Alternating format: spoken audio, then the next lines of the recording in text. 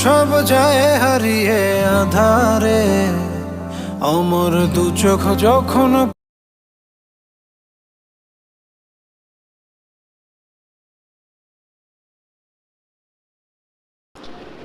আজকে বিশাল একটা খাবারের আয়োজন। সীমান্ত সোমবারে আমি একটা মিটিংয়ে গিয়েছিলাম। মিটিং শেষ করে বের হয়ে আসছি, ভাবলাম এখান থেকে কিছু একটা খেয়ে যাই। তো ফ্রাইড রাইস আর চিকেন, ফ্রাই চিকেন, আর হচ্ছে আপনার বাংলার কি কোন তো সুস্বাদু একটা, আমার ফেভারিট একটা খাবার, এটা হচ্ছে আলু ভাজা। হ্যাঁ, বাংলার আলু ভাজা খাইছি।